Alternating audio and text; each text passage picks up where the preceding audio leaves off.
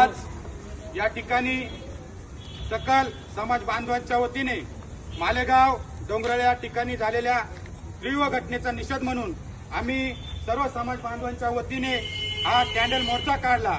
परंतु माझं एक सरकारला विनंती आहे की आपण कायदा सुव्यवस्थेचा फायदा घेता, परंतु आपण पोलीस प्रशासनाला जर वॉर्निंग जर दिली तर नक्कीच त्या आरोपीचा एन्काउंटर होईल। परंतु पोलीस प्रशासनाचे हात पण कुठेतरी बांधले गेले, म्हणून आज त्या यज्ञासारख्या अनेक बाळांना न्याय भेटला नाही। म्हणून माझी महाराष्ट्र राज्याचे मुख्यमंत्री गृहमंत्री यांना विनंती आहे की जर हा खटला फास्टॅगवर जर चालवला आणि त्या नराधमाला फाशी जर नाही भेटली तर हा फक्त कॅन्डल मार्च मोर्चा आहे।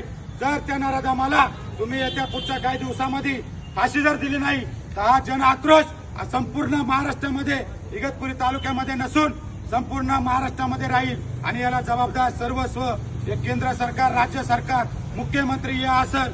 म्हणून आपण लवकरात लवकर हा खटला फास्टॅगवर नेऊन या नराधमाला अनेक ठिकाणी लहान चिमुकलींवर अन्याय अत्याचार होत आहे। आपले हात कुठे बांधले का?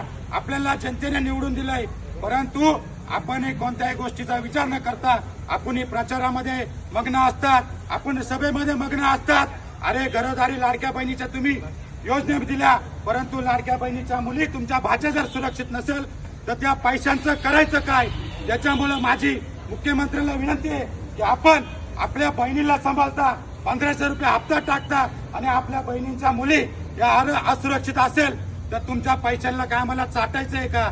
म्हणून माझी केंद्र सरकार, महाराष्ट्र राज्याचे मुख्यमंत्री यांना विनंती आहे की आपण लवकरात लवकर हा फास्टॅगचा खटला चालून आणि त्या नराधमाला फाशी द्या, नाहीतर अन्यथा कुठली जीवितहानी जर झाली तर याला सर्वस्व जबाबदार महाराष्ट्र राज्याचं सरकार, महाविकास आघाडी व महायुती या तिन्ही आम्हाला सरकारचं करायचं नाही काही। आमच्या फक्त ज्या बहिणी ज्या चिमुकले त्यांच्यावर अन्याय अत्याचार होऊ नये।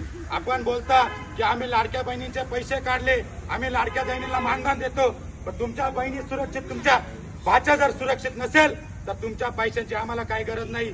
महाराष्ट्र राज्याचे मुख्यमंत्री देवेंद्र फडणवीस यांना विनंती आहे की आपण थोडे प्रशासनाच्या पोलिसांच्या हात खोला, नक्की जे पोलीस प्रशासन आम्हाला न्याय मिळवून देण्याचं काम करतील, कारण की आम्हाला महाराष्ट्र पोलीस यांच्यावर पूर्णपणे विश्वास आहे। त्यांना पण घरी बहिणी आहे, सर्वांना बहिणी आहे, ते नक्कीच त्या जो आरोपी आहे नराधम आहे त्याचा एन्काउंटर केल्याशिवाय राहणार नाही। जेवढंच बोलतो आणि लवकरात लवकर त्याच्यावर कारवाई करा। अरे नराधमाचं करायचं काय? आरोपीला फाशी, लहान मुलींवर अत्याचार, आरोपीला फाशी।